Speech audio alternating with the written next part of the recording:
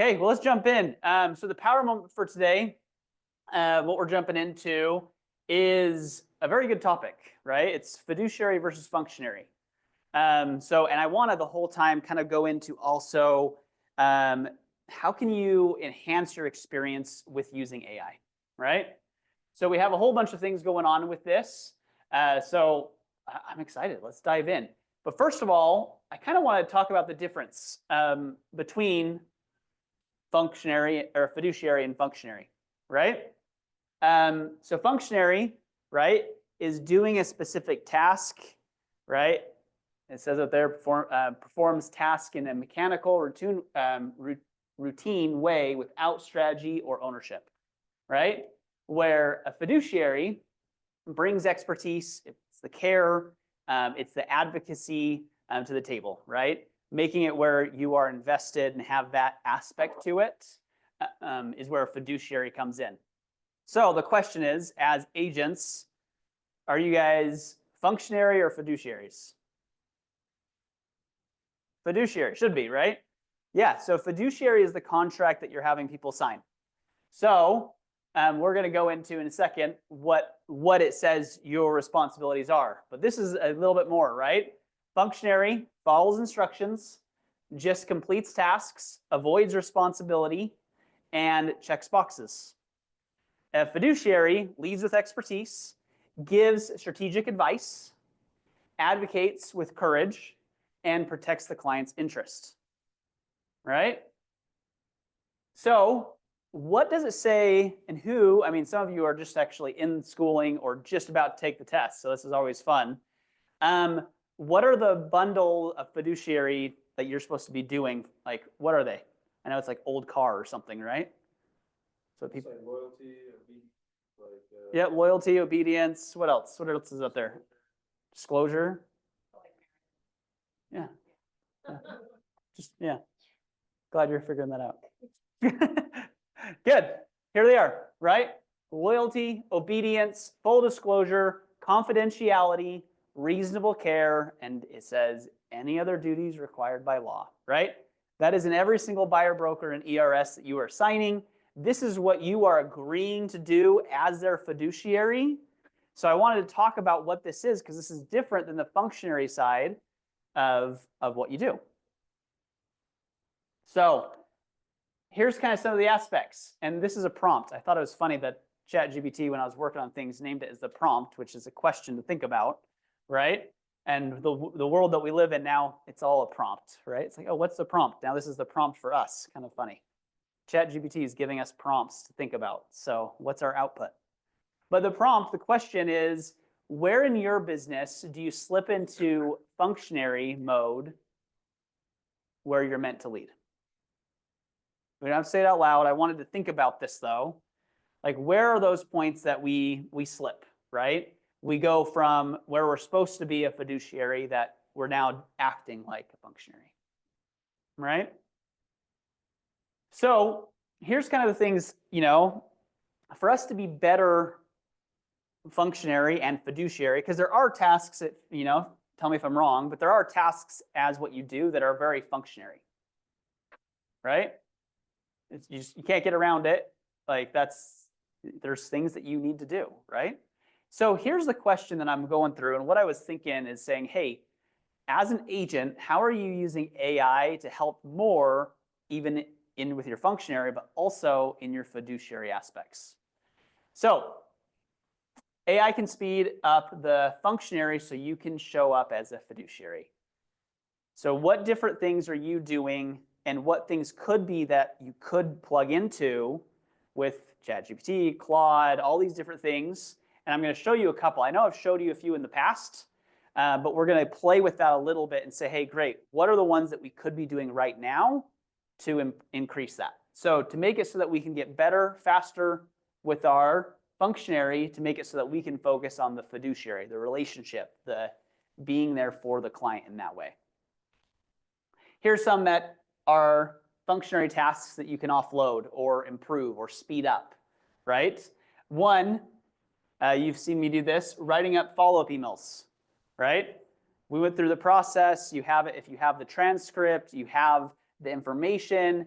having it so that you can work on those follow-up emails and you can have the AI help you craft those and not forget things, right?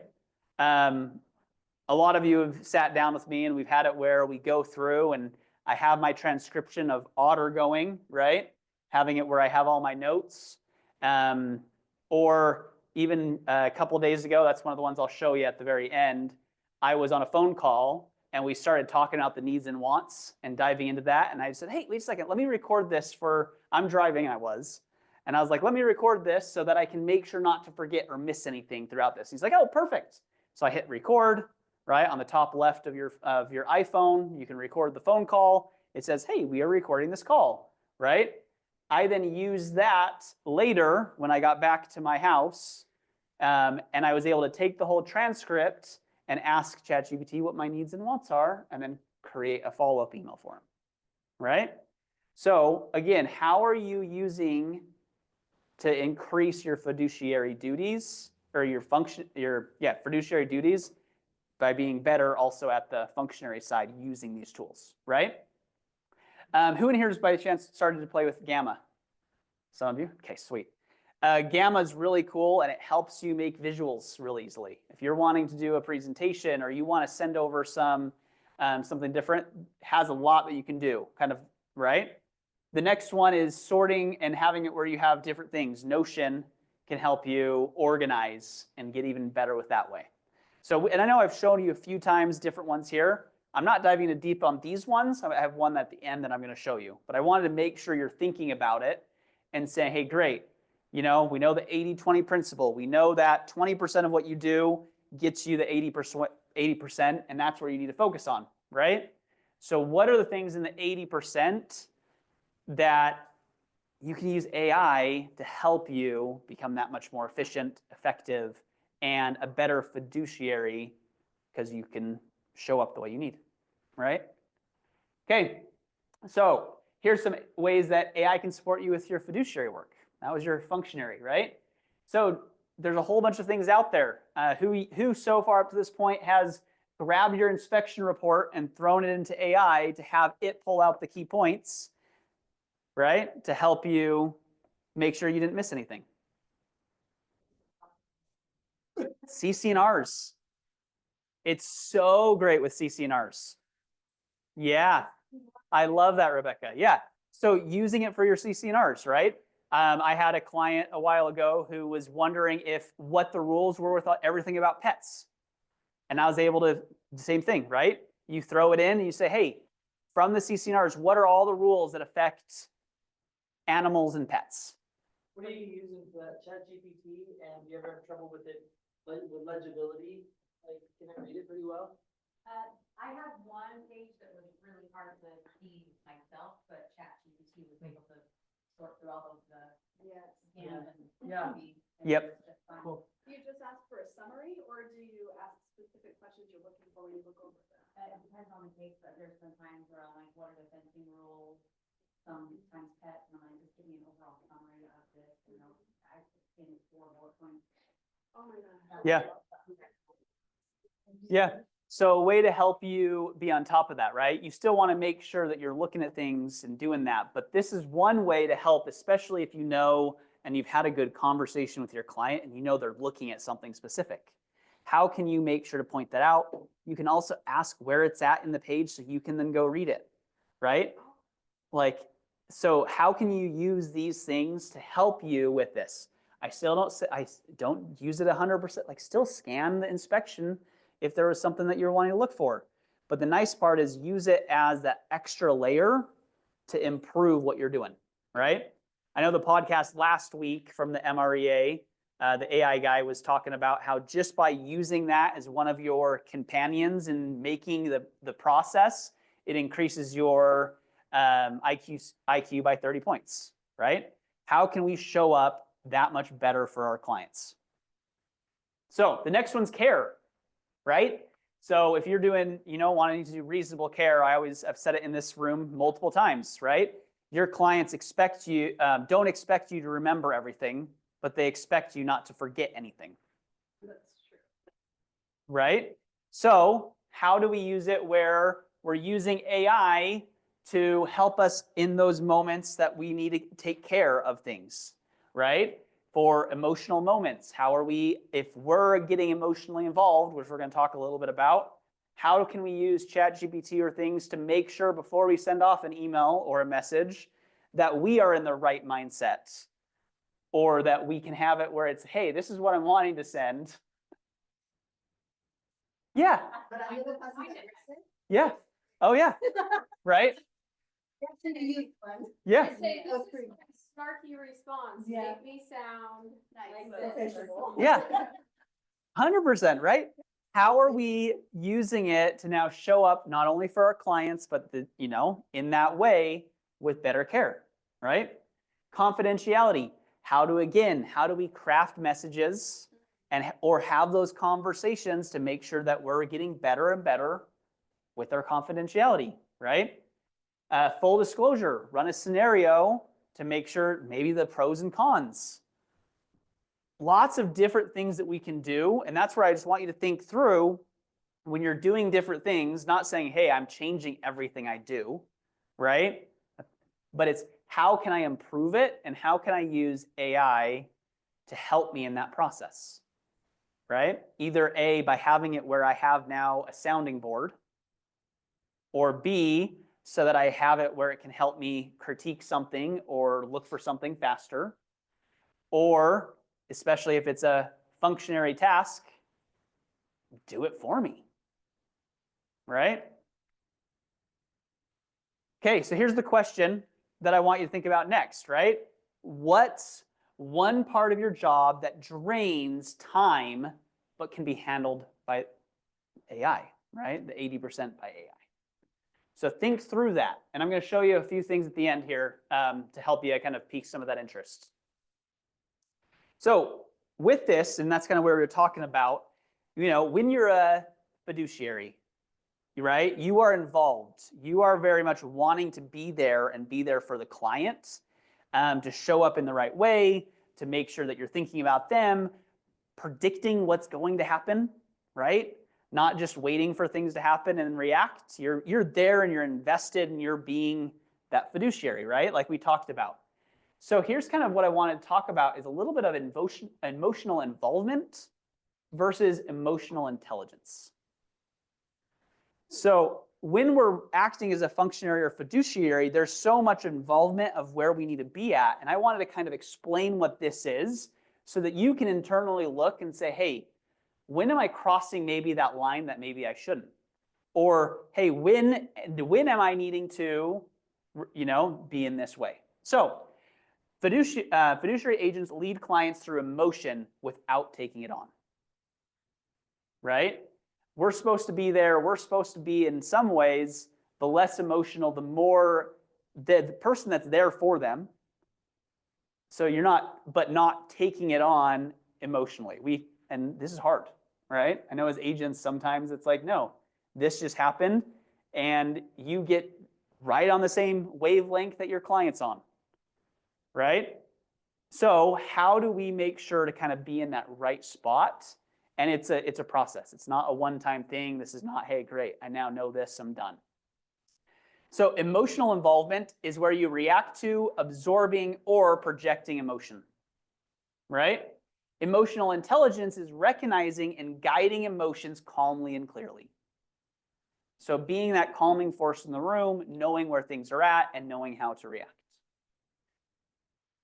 So when we're going through this, one of the stories, and this is from a while ago, I was out and about showing a house, and none of you have probably ever experienced this.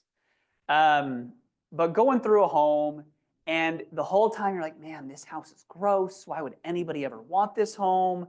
Like, this is awful. I would never live here. Look, that right there is ugly to me. This right here and that, right? Completely putting yourself as the buyer. What are you doing? You're helping your client out, right? Having it where it's not, you got to remind yourself, you're not there looking at the house for yourself, you're looking at it for them. Is it something that works for them, right? I already knew this client didn't get approved for much. It's not like I could take them to another house that was $200,000 more and go do that. Like I already knew where they were at. I knew their wants and needs. In reality, I was starting to almost talk them out of this house that they were wanting and they were excited about. They're over here looking at stuff and excited. And the whole time I'm like, but guys, this is gross. Like, well, we'll find you a new one.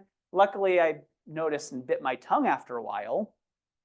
But how many times have you almost talked somebody out of doing something that they were excited for or was the right thing for them if you went into their shoes?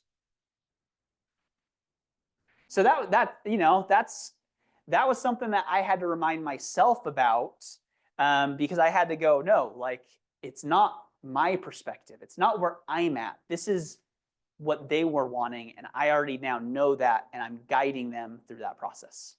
Also, like I had people that were gonna buy an investment property, and they were like, oh, but there's no, like, and I'm like, you're not gonna live here. Totally. Like, remember that it's not your house is gonna be different, right? But Mhm. this is, somebody's gonna be grateful that they have a place to live. And I mean, not whatever thing, right? But, don't make it personal. 100%. And then on the investing mindset, you have to sometimes convince or help educate people and remind them to put on the other perspective, right? So that's good. So this is kind of where I go through and say, all right, what are some takeaways from this? Well, first of all, emotional presence does not equal emotional reaction, right? Yeah. Next one, don't project your judgment. Ask for their perspective, right? Your role is to help them clarify what they value. And the next one is emotional involvement can feel helpful, but cost trust, right? So by being present and with them and in that space to ask the right questions will help you go a lot farther than being like, okay, I'm going to be angry with you. Kind of a right? So here's some questions that I want you to think of. Have you ever let your opinion lead too soon? What better question could you have asked in the moment? And how do we coach clients without getting caught in their emotions or our own bias? Right? So here's some skills that I want to kind of go from. So how can we go from reacting to questioning? So we're going to bring up one of my favorite people, Phil Jones, in a second, right? But kind of going through and thinking, okay, what can you do instead of saying certain things? So here's a couple examples. You walking in and say, hey, this feels overpriced. It's, hey, what's your first impression of this one? Asking, right? Oh, this layout's kind of awkward, right? Hey, what stands out to you? Anything good, bad? What do you think? Right? All right, the neighborhood isn't great. How does this feel compared to what we've seen? Right? Going through and having that. So Phil Jones talks a lot about, okay, this triangle right here. He talks about how you need to make sure to be asking good questions in order to really be there and be able to help your client out. So the first thing is that you need to be curious. Asking questions coming from a point of curiosity will give you context, which gives you certainty. Then you understand what they're actually saying, right? A lot of the times, and we all do this, we think we know the answer, so we jump there immediately without understanding where they're actually at, right? So the next one is empathy, right? Empathy and understanding, right? So empathy follows, it demonstrates that you generally care about what matters to them. We now know what they're caring about. We know what's important to them. We've now asked enough questions, probably more than we were thinking we should, right? That's going to help us be that much more ready and have that empathy to understand, which makes us so that we're relatable. It's not because we were saying, oh, I went fishing once too, right? I mean, that's because they talked about phishing, of course, if you guys followed me. But ultimately, it's because you had the ability of knowing where they're at and what they're looking for that you can now create that level of relatability, and that trust starts to form. Because in the middle of this, when you are doing enough curiosity and you're doing enough empathy and you have the courage to do actions around it, you start building trust.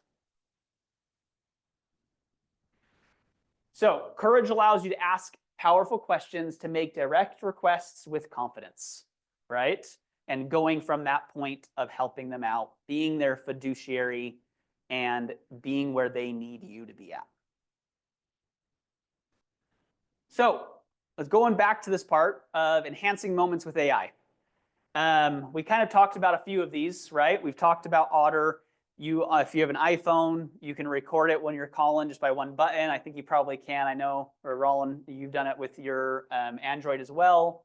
There's a whole bunch of different ways, but having it so that we're having that content and the ability to track and remember, right? The next one is Claude or ChatGPT, or there's a whole bunch of them out there depending on what you want to use, right? To summarize things in plain English, to make it so that you have that coach, that aspect of helping you out there, different things there. Gamma is a great one for presentations. If you're like wanting to take some information that you got and present it in a better format, Gamma is a great tool for that. So here's the prompt for us, right? That ChatGPT gave us, and then I tweaked, but it says, help me explain X to a nervous buyer in a calm, confident tone under 150 words. Right? Having that extra conversation, tweaking it. The first time that you communicate with AI, you shouldn't go with the first answer it gives you. Ask it more questions, right? Challenge it. Think about what you need to change. Use it as a tool and that reference point to really go from that spot. So what we kind of have, this right here is another cool tool in ChatGPT. So this is where I took my transcript of the conversation that I had. I asked ChatGPT as an agent to go into Flex for me, and I was able to have Flex go, and it scrubbed all of Flex and pulled out searches for me. Yeah, yeah. Can you do that? So that's what we're talking about.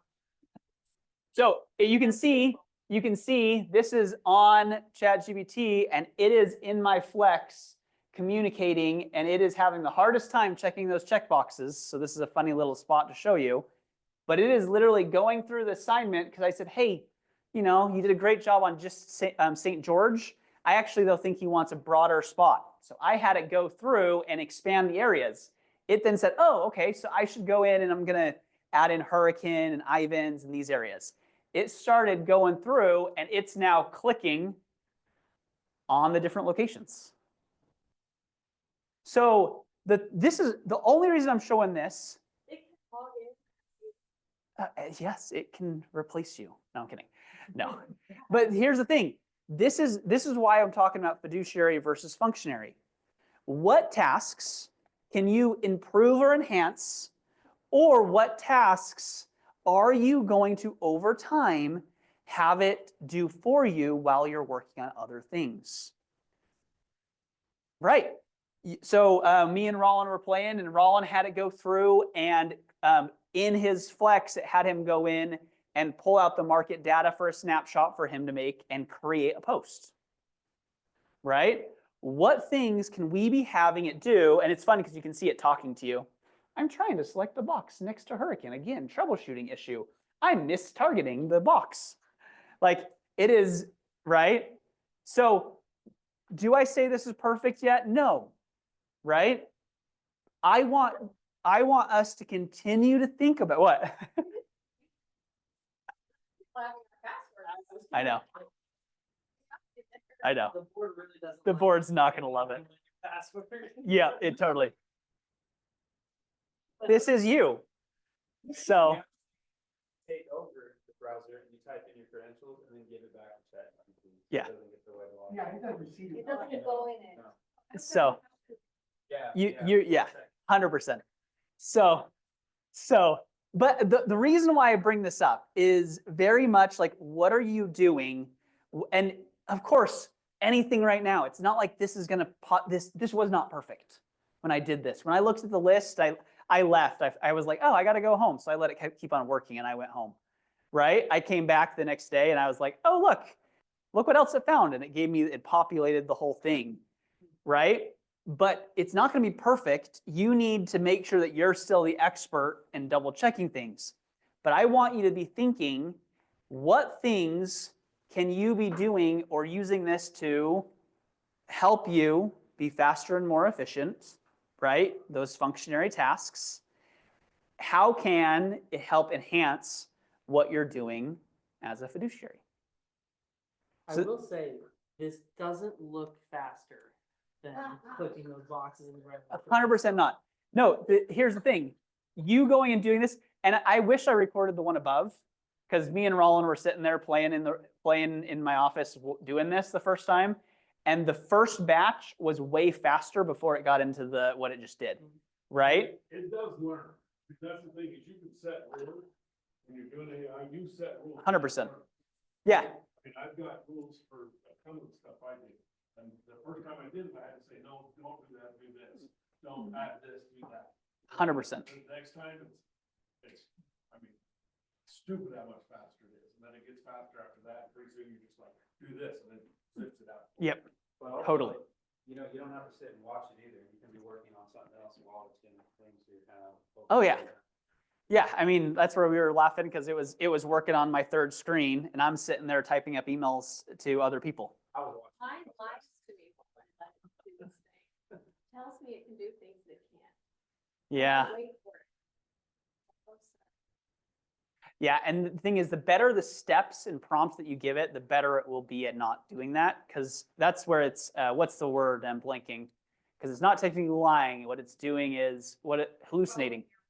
It's so AI's goal is to do what you want it to or give you information. I've got an email I can try to get to you. It's got the prompts that you. That would be it's like amazing. it talks Yeah. The prompts and how to use prompt combination. Yeah, so just continuing to get better at that. And that's where those kind of things will help out a lot. So, but yeah, that's where you need, the better you get at prompting it or telling it better instructions, the less it will hallucinate and give you the answer that wasn't correct, right? And just kind of continue to work on that. What? Probably. Like I said, I'm doing this a ton right now, and I can tell you, the biggest problem with most people's prompt is they actually start talking to it like it's a person. But, and I mean, it's unbelievable, because I did it first, like, you're like, well, I kind of thinking I want to do this. And the word kinda, it doesn't know how to read. What? So you've got to mentally, you have to kind of make a little bit of a switch. And I mean, I hate to be it, but you kind of got me an ass. You know, think of it as, this isn't a person, I'm not hurting its feelings ever by telling it what to do. Until it is, and then it takes it over, and you're the first one they're going to be mad at. No, it's I'm joking. No. AI, and you start getting Yeah. into it, the more correct you are, the more, like, again, I use it for all my phone call reminders. Yep. And I can't say call in 3 or 4 days. It has to be 3 or 4 days. I have to tell it when to tell me to call. Yeah, you got to be specific. It cannot think for itself in that way. It's not gonna fill in your own imagination. Nope. And it's not a person, you don't have to be nice to it. It really is funny. I would disagree with that one. I'm so nice to mine. Yeah. Yeah. I've done a training, and I sat there and watched people like interact with it like it was a person. Yep. No, totally. And that's kind of where I wanted to go with this, to show you, hey, what does that look like? And really opening up your mind to saying, what are those things, and play with it, right? Like we're still, of course, just scratching the surface, but this is going to be continuing to be one of those things that over time, we need to be that much more aware of and be able to utilize that much more, right? None of it's a once and done. Plug in, get that much better, figure out what's one way that you can use it, go from there, right? Just so if you guys want to play with that, if you have the paid version, you just click on the plus, click agent. Did you link your notions to the agent? I did too, yeah. Yep. Go to settings. I learned that today in that class before. Yeah. Yeah, there was some, that if you go to settings and then you go to, what is the name of it? I can't remember the name. The connections kind of The thing. connections, Yep. That's, Yep. Adding the connection in, so you can do that. You can link it to a bunch of different things. So, yep. So use it.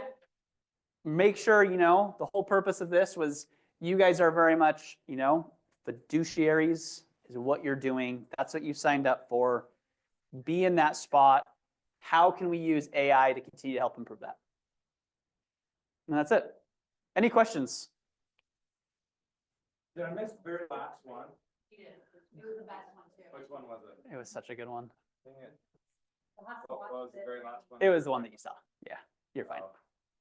I watched a big, a tutorial on how to, for the different prompts that you use for the CMAs. Yeah. That takes up so much time.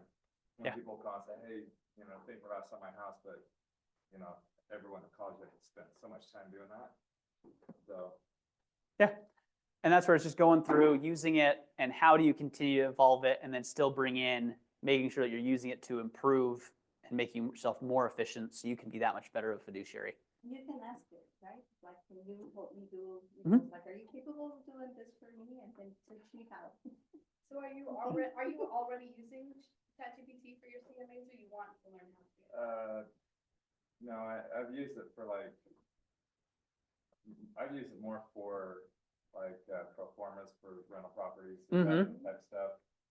So you can plug it into all that, so that's where it's helped to save a lot of time. Yeah.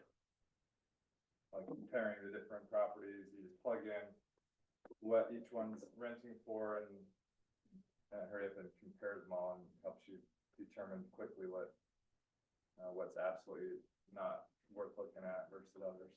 Totally.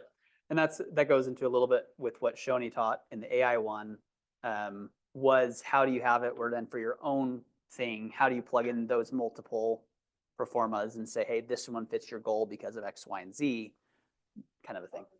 Yep. So kind of cool. Lots of different ways to use it. Yeah. I did just that this morning. I got multiple offers on a listing. And I said, hey, this is my seller situation. And I uploaded both offers. And I said, review these offers and see which one aligns more with my seller's goals. And then it gave me 5 bullet points for each. And then I just sent the email of hey, here's this offer, here's this offer. This is why it can be good, this is why it's not.